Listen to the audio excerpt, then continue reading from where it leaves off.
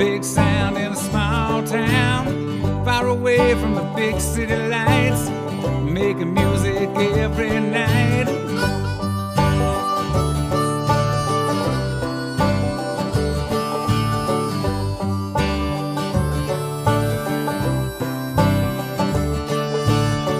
Good music with all our friends. Tell everybody, tell your mama and them. We're going out and we're getting down.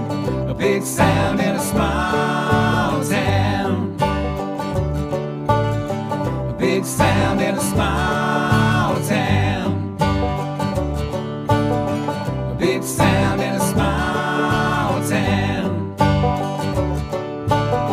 A big sound in a small town.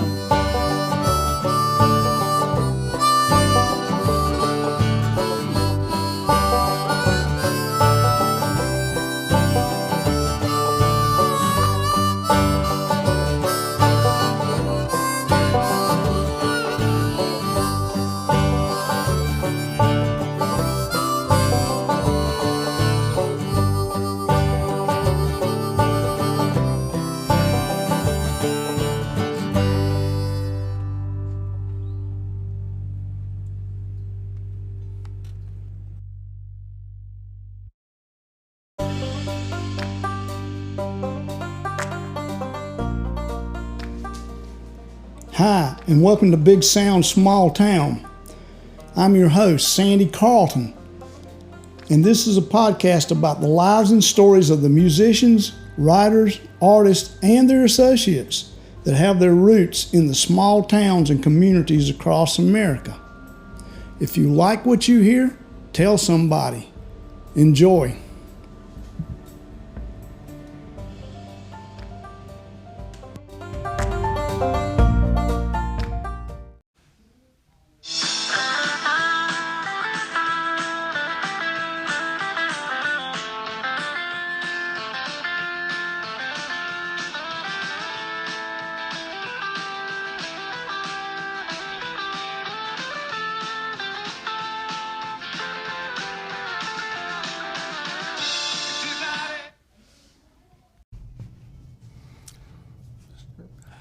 Well, my name is Danny Parker. I'm currently the guitar player, mandolin player, and backup singer with a band called Cleveco. I'm a lead guitar player in another band called Matter Don't. Kind of do a duet with one of the guys from Cleveco, or sometimes a trio, no matter, whatever incarnation we need. I've been playing for 41 years. You know that dates you, kind of makes you, so you're 43, 44, right? Yeah. Well, I came out of the womb playing. Yeah, exactly. Yeah, okay, I mean. But it's kind of like the way the Japanese do with the very, very young, teach sure. it very young. Mm-hmm. Yeah. It started me before I was born. Yeah. He's actually like 30 really, but he's been playing 40 years now. Well, if you ask anybody that knows me, I act more like I'm around 11 or 12. Mm. Yeah, so I can kind of concur with that. Well, my wife's always said she has 3 kids, yeah. 2 daughters and me. Yeah. Yeah, I can see that a bit. Yeah. Yeah. So, well, I like staying young. I like acting young. You know, in all, you've been playing, like you said, over 40 years. Yeah. Tell us how that actually started. I mean, did you just wake up one day and say, "Hey, I'm going to play a musical instrument"? Almost. Really? Almost. Well, I tell you, I was a nerd growing up. When I was 12 in Star Wars. I'm so surprised.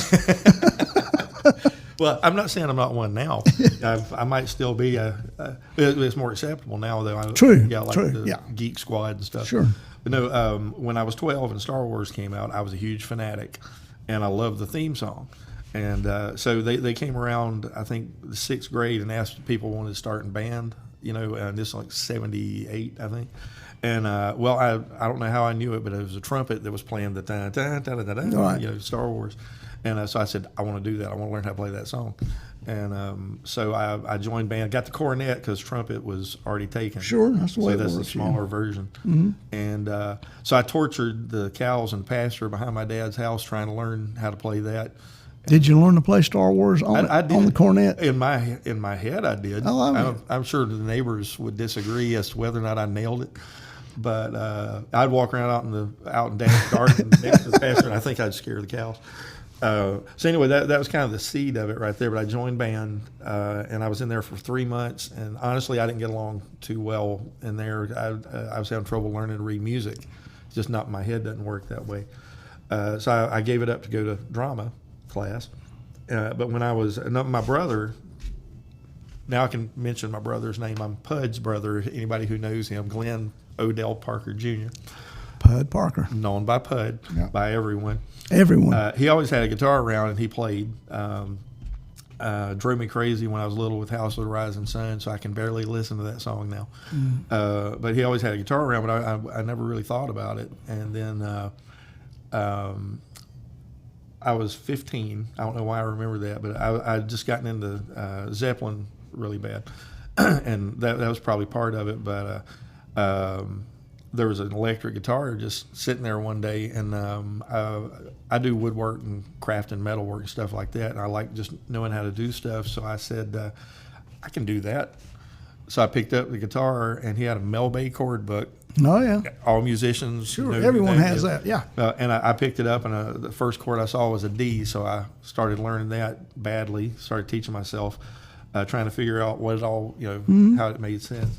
And there was one day Pud happened to walk by, and he saw me doing it, and he said, "Here, do this," and he showed me this little finger picking pattern, just basic, simple, and that opened the world. Opened the world for you. Yeah, so to this day, I love nothing more than like finger picking, chicken picking, Mark Knopfler, Dire Straits kind of stuff. But I think it's an interesting story anyway. Like I said, there was always a guitar laying around as an acoustic, an old Sears like silver tone or something. I remember it had Pud painted in emerald green paint behind the bridge with quotations around it. I'd again never shown interest, but my other brother Ronnie had moved out of the house. He's 6 years older than me. I think he was so he'd have been about 21. He moved out of the house and was living somewhere, I forget. And his next door neighbor had an electric guitar, a Kingston electric guitar. Yeah. Well, Ronnie was a Styx fanatic, so he had the entire Styx collection in a box on 8-track tape. Oh, yeah. And his neighbor wanted it, and so he offered to trade the guitar for it. And Ronnie, who had no interest in guitar, did it for whatever reason. And then he sold it to Pud for $50, and so that's the guitar that was laying around, and I saw it. And so once I started messing with it, I paid Pud $50 for it, and that was my first, actual guitar. Yeah, you still have it? No, I have pieces of it. Oh, yeah, because like I said, I used to build guitars, and I didn't grow up with a lot of money, so a lot of times whatever I had laying around became a part of something else. So right. Like a relic Telecaster or Stratocaster these days. Yeah, pretty much. Well, in this case, or a part, so I fucking Stein or something, Yeah, in this case, so that guitar, Kingston, like I said, it was white, didn't play good. The wood was all dry in it, so just an awful thing. And I played through. I don't even know where I got it. I think Pud may have had it. It was an old Silvertone amp, and I was trying to play so loud I blew the speakers. So it actually distorted. So it had fuzz tone to it. Yeah, it had fuzz. It had fuzz. And but one day, because I was a Zeppelin fanatic then, I don't think I need to say Led Zeppelin so people know what I'm talking about. Led Zeppelin, we'll say that. Yeah. For some of the people who if you don't know Zeppelin, you probably don't know the Led part either. So there you go. You probably won't be listening to this. Probably won't. Yeah, probably won't. But anyway, I took the guitar. It was white, and I stripped all the paint off of it, stained it brown, and then took Led Zeppelin's album, the first album cover with the Hindenburg, and decoupaged it on. But when I built my first guitar, Strat copy, of course, because I didn't know anything else. I didn't have all the parts I needed, so I robbed it off the Kingston. And it wasn't until years later that I found out that Kingstons were pretty much collector's items at that point. Pretty much. Probably could have got a lot of money out of it. Probably could have. Yeah. I had a Silvertone went that way one time too. Just decided I wanted it to be a different color, and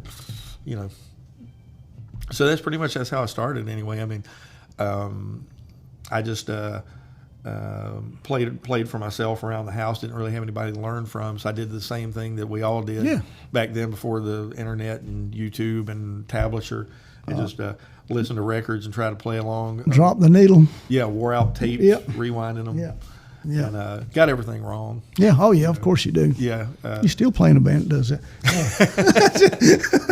Well, an interesting story. Cleveco, our Yeah, band. yeah. I think I can say out loud that we're in the same band. You can. I can, yeah. Kevin, when I first met Kevin, we were actually. This is Kevin Bridges. I'm sorry. Kevin. Kevin Dale Bridges. Local singer-songwriter Kevin Dale Bridges, also in Cleveco, formerly of Kill Devils.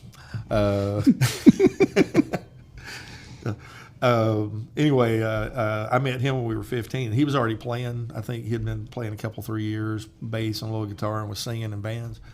And so we got to be good friends. We'd go hang out and spend the weekend or night at his house, and we would kind of play guitar together. But I wasn't really good. He was better than me. There was one little story in Agonizing, a story where he had this. I think it was a PV T40 bass, big giant heavy thing. Yes. I'm a little guy. I could barely reach the first fret. Yep. But he made me play Hey Joe for about 20 minutes while he soloed over it on guitar. So that cemented my belief that I'll never be a bass player. Don't want to be a bass player. I do not want to be a bass player. But we kind of learned together. He would show me stuff that he had learned. But the reason I brought that up about playing things wrong, we would argue over how something went in a song. Right. And adamantly stick to our guns over who was right and who was wrong, only to find out like a year later that we were both wrong. Yeah. That was fun. Y'all go down to Rick Delozier's house and get it right. Yeah, we had that Ricky Drake and Tim Lancaster, neighbors of his. Well, Kevin was actually in the band shortly after that with Tim Lancaster and a few others, and I used to go listen to them practice, and I tried to pick up and learn from watching them, But so that's pretty much how I got my start anyway. Do you remember the first band? That's easy. Well, like I said, I never really played in bands. I was playing for myself. Right. I was into at the time, like progressive rock, like Yes and stuff. So I was too busy trying to learn how to play stuff that I couldn't play. Right. Difficult, hard stuff. And who are you going to play Yes music with anyway? Well, that's just it. Nobody, but just for myself, knowing that I could do it, and I just love the music, and I would just sit and play hours and hours along with a record, or I'd play a song and try to solo over it. Right. Oh yeah. Try to come up with my own sound or thing. But I moved away when I was in my early 20s. I'd never been in a band. Moved to Massachusetts, and why did you move to Massachusetts? Well, I was here. I was working as a weaver in a cotton mill, like so many people do, and this is going to sound bad. My dad worked in the mill and raised us, and it's not that it's a bad thing, but I just didn't think it was for me, and I didn't want to wake up. I didn't want to wake up 40 years later and say, well, I've been working in the mill for 40 years. Sure. So I was looking for a place to go, and I had a friend that was living in Massachusetts. So I said, well, I'll go there. And I was supposed to go to work for a guitar company I wanted to build. Be a Luthieer. Be a Luthieer, yeah. And because I was already doing it, so I had a little portfolio type thing. I had some pictures and a rep for the company. I won't mention the company, but I don't even know if they're still around. But they still make basses, I think. I think they do, yeah. Their rep was at Hames Music in Gaffney, South Carolina, and I showed it to him, and he called the brothers that own the company on the phone and said, "Hey, he's wanting to move up there," and they hired me on the phone. Wow, that's pretty cool. Yeah, so I moved 1,000 miles away with $700 in my pocket, and when I got there, I went for my little interview with them, and they no longer needed. They stopped making guitars, so they no longer needed me. So I ended up working at Pearl Vision. So I'm an optician now. That's what I do for a living, make glasses. But so through that, I met a guy named Mike Hoover who went to Berkeley. He was in Berkeley at the time as a student. He was a drummer, and so I played with him some, just like kind of jamming around, and I played on a couple of his projects at Berkeley. Like he had to write a rock song or something as a project, so he asked me to play on it. But that's really all I played up there. So I moved back home. I was up there like 3.5 years, and I moved home. And Kevin Bridges, that we mentioned earlier, Cleveco, Kevin Dale Bridges, he called one day just out of the blue and said, "What are you doing tonight?" I said, "Nothing." He said, "Why don't you come over and bring a guitar?" And then I found out he had called a friend of ours, Art Mooney, who's a bass player. He had called him, very cryptic, like, "Come over tonight." And I'm like, "What's going on?" "I'll tell you when you get here." And so I called Art, and I'm like, "Did Kevin call you?" "Yeah." What's going on?" So we're trying to figure, had no idea what he had in mind. All right.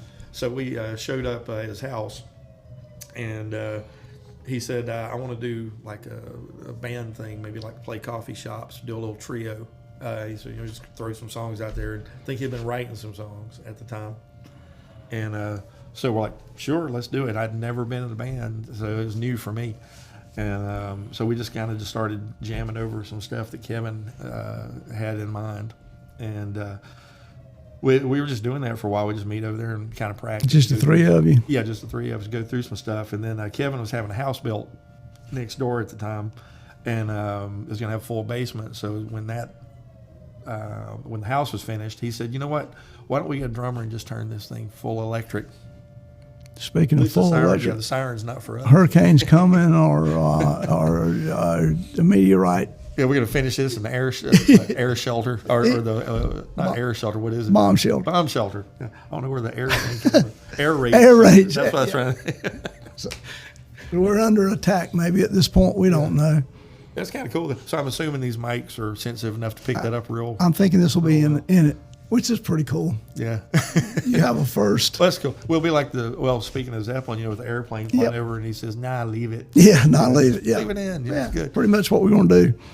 So you can always tag this at the beginning that we're doing this from I don't know, some deep Eastern shelter. Bloc country. Yeah. We're in Kazakhstan. Yeah, you got your key with you, so we can call in the strike. Yep. I think they beat us to it though. Okay, we're done. So yeah. So anyway, okay. Back to what I was saying. I know I'm doing all the talking, but isn't that kind of part of the idea of an interview? And plus, anybody that knows you knows that's what you would be doing. I've never been quiet before, so. But I got a microphone in front of me. Sure, I'm supposed to be talking. Exactly. Right? So, yeah. But anyway, the whole thing with that, Kevin said, let's just turn it into a band. And frankly, I was a little bit terrified because I'd never done it before. And were you singing at that point, any?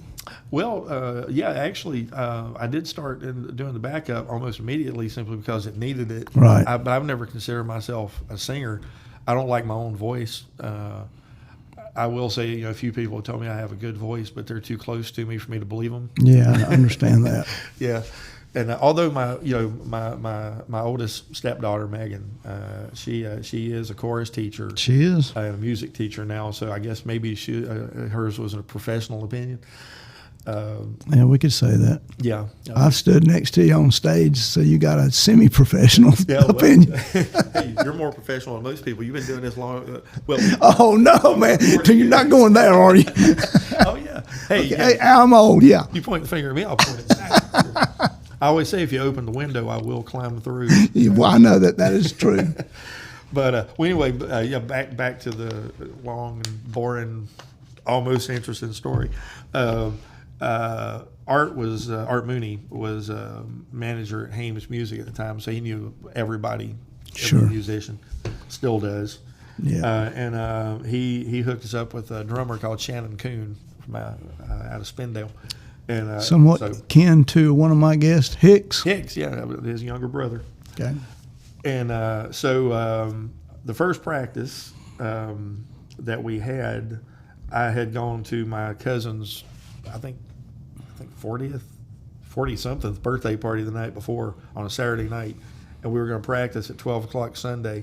And I ended up spending the night at his house for reasons we won't go into. We won't. Yeah, and so I woke up at 11 o'clock, not feeling my best, and drove straight from around the Lincolnton area straight to Kevin's and just jumped in playing a Les Paul through a Marshall way louder than I needed to be doing. That's what you're supposed to do if you have a Les Paul and you're playing it through a Marshall. It's supposed to be loud. Yeah, exactly.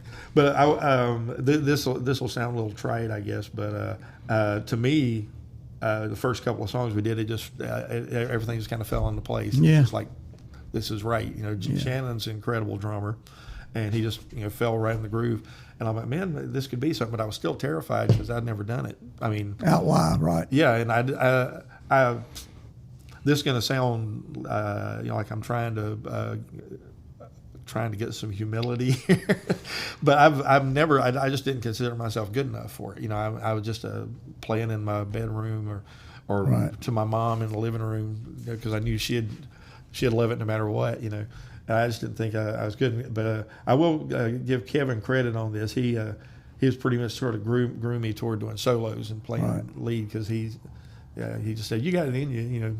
He didn't say that, but right. that's kind of what he implied. So I pretty much became the lead guitar player, but we traded off on it. He would play, I would play, and I didn't feel like I could write really well. I didn't know if I had it in me, so right. I would learn.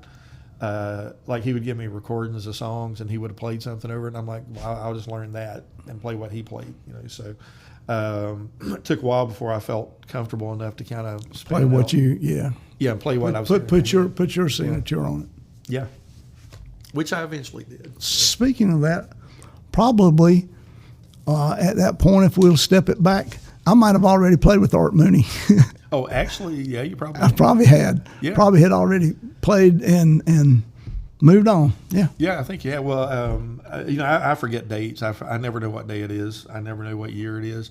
I just know that I moved back from Massachusetts in '93.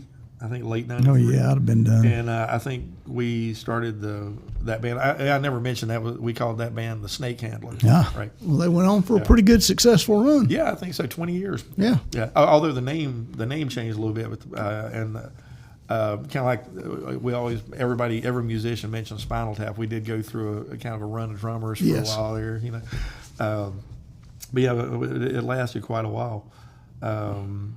But so that was sort of like 93, 94 or something like that, I think, when we started it, and it went for, like I said, about 20 years. And then just kind of, I don't know, we just kind of dwindled out at that point, at one point. And Art, who worked for music stores, right. He ended up moving to Atlanta. Right. We lost our drummer. And so Kevin called me one day and just said they were doing one of those outdoor festivals in Rutherford, like a fall mm-hmm. festival. And he said, hey, you want to do it? Just me and you?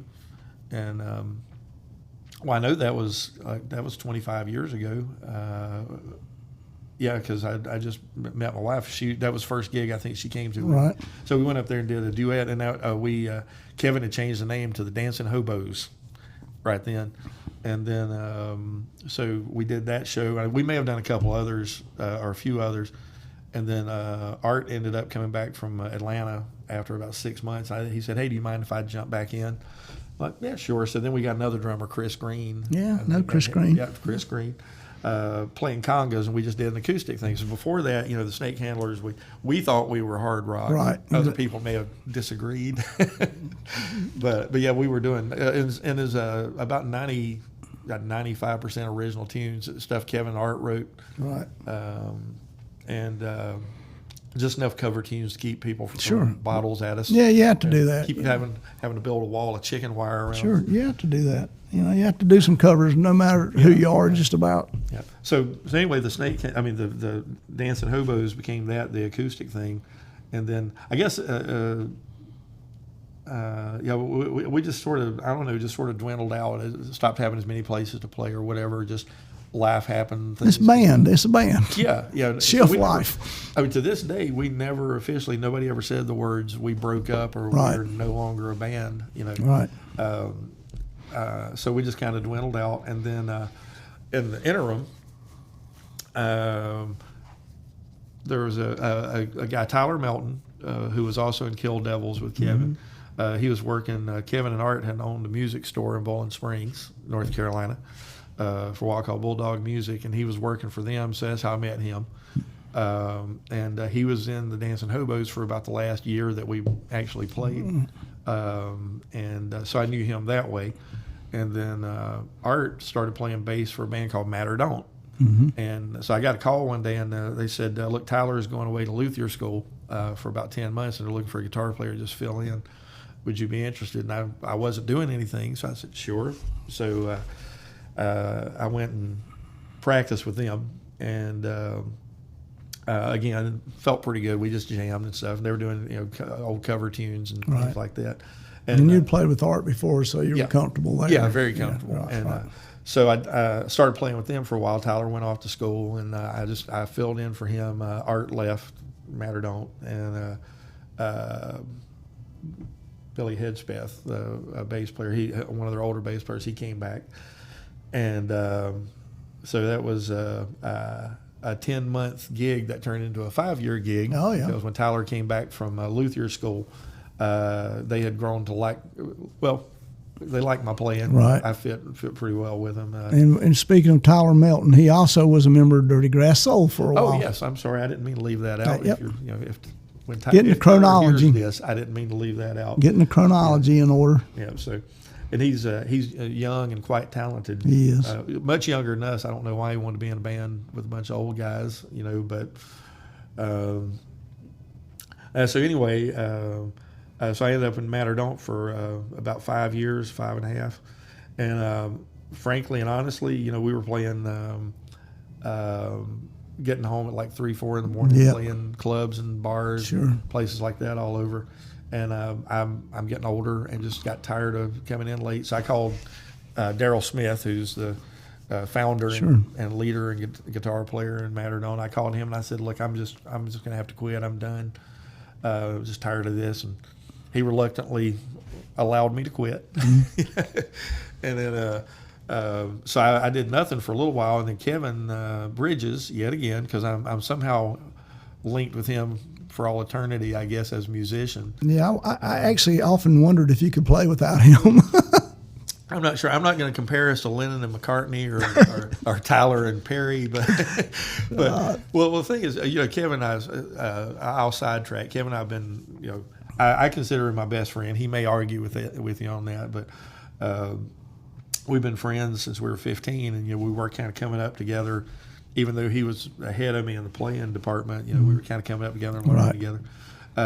We just have I guess a musical compatibility, to where when we were recording our first, I'll say it was a tape. We ended up with a cassette tape back in the old days. Sure.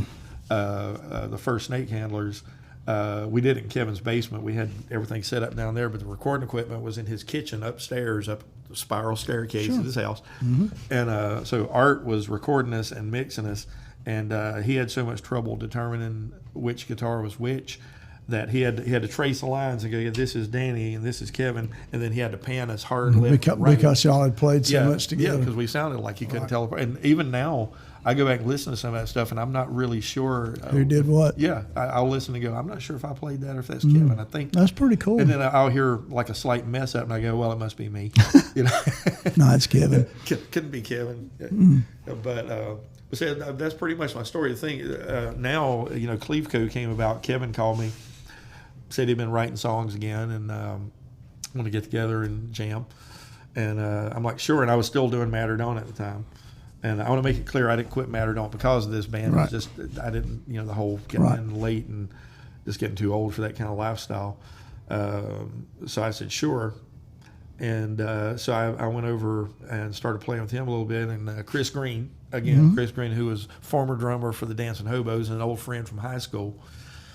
And a fine drummer. And a Mama Said drummer. Yeah. Oh, that's right. Well, he's probably played with everybody around here at one time or another, or at least Scoot. Yeah. Scoot Pittman. We just sat in with him because Chris is a hell of a drummer. He is one fine drummer. Yeah, and fine person too. Yeah, great guy. Love him dearly. Mm-hmm. Well, Kevin called him to see if he was interested, and so he came in, brought congas and bongos and all the accoutrements of the drummer. And now I think this is an interesting story. We were doing a few original songs I think Kevin had written, but we were doing like cover tunes, just usual stuff like people our age play, Stones and Pink Floyd and Zeppelin, all that, but acoustically. Right. And so kind of like what we're going to do tonight. Yeah. I'm not sure how we found out about this. Maybe through Kevin's wife, but Rutherford was doing I think they call it like a backstreet concert. Mm-hmm. So is one street over from Main Street, and behind all the businesses, they just set bands up like diagonally, like a diagonal pattern on either side of the street. completely unplugged, no amps, nothing. So conga, a couple of guitars, Kevin singing, try to be heard over the crowd, and people would just come and listen to you for a little bit. They might walk across the street and listen to another person. Sure. Going down the street. And there was a guy across the street from us. I still don't know who he was, but one of the best guitar players I've ever heard in person. I couldn't believe that people would stop and listen to us with him playing. But so at some point during this, there was a guy who came around with a clipboard and seemed to be taking notes, and we didn't think anything about it really. Just what's he doing, And near I guess it's starting to get dark near the end of it. We heard him say, "Well, come up the street so we can announce the winner." And we're like, "The winner? What are they talking about?" And so we go up there, and apparently this guy was judging people, or probably several judges, but he was walking around with his clipboard taking notes. And all of a sudden they announced that we were the winner of this. We didn't even know we were competing. That's funny. We're just playing.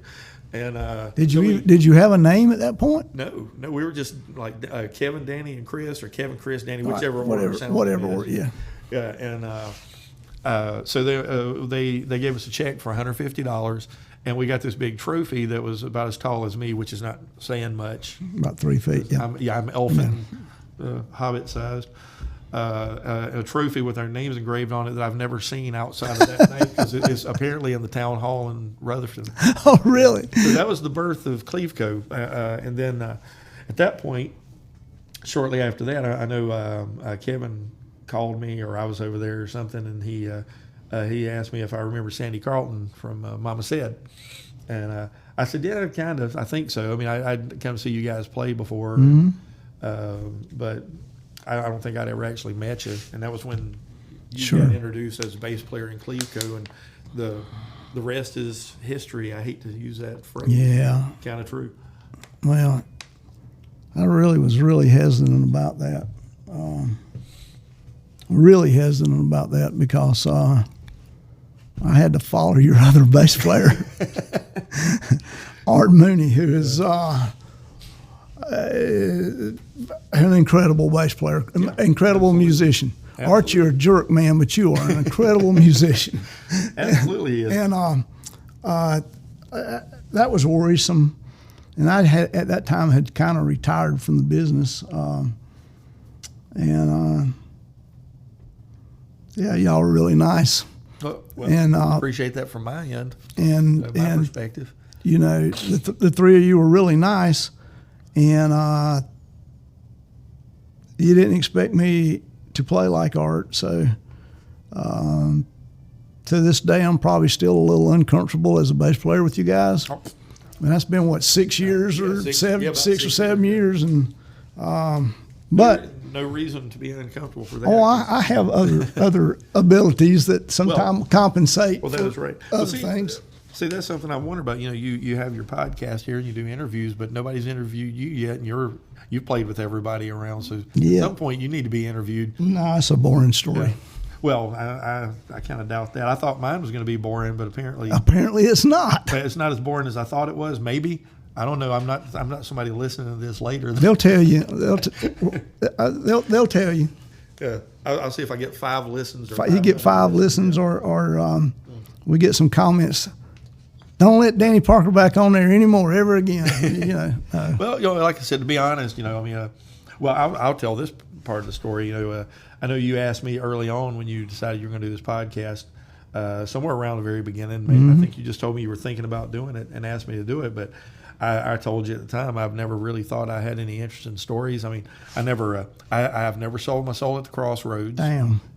I've never been like carjacked or anything at a gig. I've never been thrown through a window for playing badly. I've never had a beer bottle fly out of nowhere. I never had there's a man outside. I don't know. Yeah. Never had any of that. Yeah. So I just, I just don't feel like I've got interest in road stories or anything like that. I mean, essentially just. You couldn't tell them on here anyway. Well, no, that's true. Yeah. Well, I mean, I could. You just have to edit them out later. Exactly. So you can waste both our time. Yeah.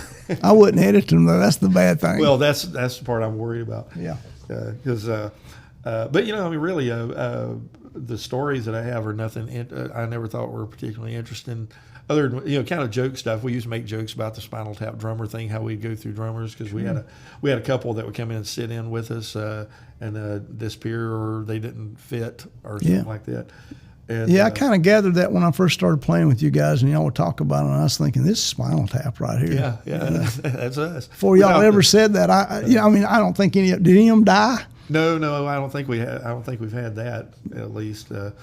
But then we had, for a while there, we thought we were cursed because we played a few places around like Gastonia, and that's a curse right there. Yeah. Well, yeah, that's true.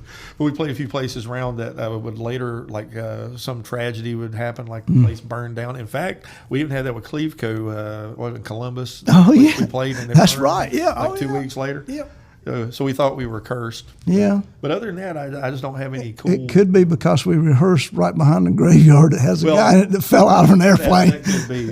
We're bringing some bad mojo. Could be. But yeah, I mean that's pretty much my story though. See, I'm not one of those guys that like has played in 36 bands. I'm not a session musician that people are, calling up going, hey, can you play on this all the time? No. I will add this to the podcast here, and I've heard this from several musicians, and this is my take on it too, which is echoing what I've heard, is that Danny Parker can write you a better solo for your song than about anybody else there is. I mean, you give him that part and let him do it, he'll do it right. Well, I appreciate that. And technically, if he has to break down a song and play it the way it's supposed to be, he will do that right. Well, those are two fine things to say about a musician. Well, that's some of the better compliments I've had too. I appreciate that. Plus, anytime people come to talk to me during the show, I just send them straight to Danny. He's great at that too. Yeah. Trust me, there have been a few times you've done that. That really. Well, I won't say I was going to mark you for death. I thought about it. You probably should. When he hit me, how do you find one? Yeah, I plead guilty to that. Well, that's something. There's always at any gig, there's always somebody who wants to come up to you, and I hate to say this, maybe I shouldn't, but there's always people that come up to you who it's like they want to be a part of it. Sure. Or they admire your work, Danny. That's what it is. Well, now there are times, of course, that may be, but there's always somebody that comes up and goes, "What kind of guitar is that?" I used to have a guitar, or my cousin plays drums. Yeah. That kind of thing. Or I said, well, talk to Danny. He knows all about it. That's it. You're sending them over to me. So I've gotten cornered and freed a few times. Yeah. Sandy's cast-offs. Danny, I appreciate you taking the time to come and do this. You're a busy man. You're busy all the time. Oh, yeah. Well, too many bands, too many grandkids, too many kids, too much work. Yeah, I got too many irons and too many fires. You do.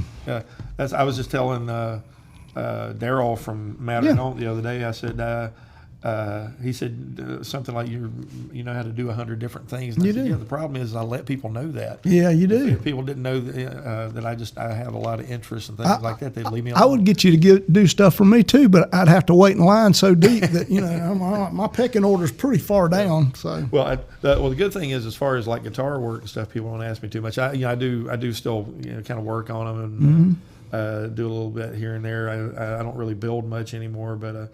The good thing is we have local Randy Saxon who does that work. Yeah, Randy does do. Come to me. So I've tried to fly under the radar most of my life. I don't want to too much attention on me. So yeah, you do that. Yeah, you do fly under the radar. That's my nature. I'm a grandiose talker. I talk all the time. But you heard it, folks. I didn't even have to say it. But I'm strangely quiet when it comes to stuff. I'm quiet when it comes to trying to stay in the background. He's not a very good self-promoter.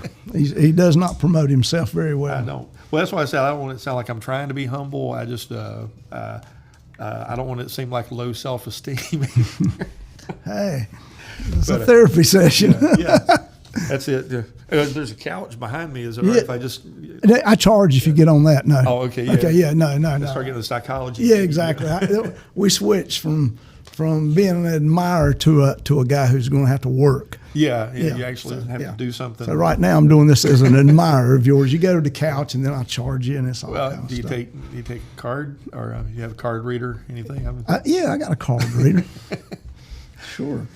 But I guess that's me up to this point. Though there's nothing new to add. Other we have we do this tomorrow. I could talk about the gig we have tonight. Sure, it'll probably be a very exciting gig because it's in Union Mills, which everybody knows is the fun capital of the universe. Hey, it's Little Tryon.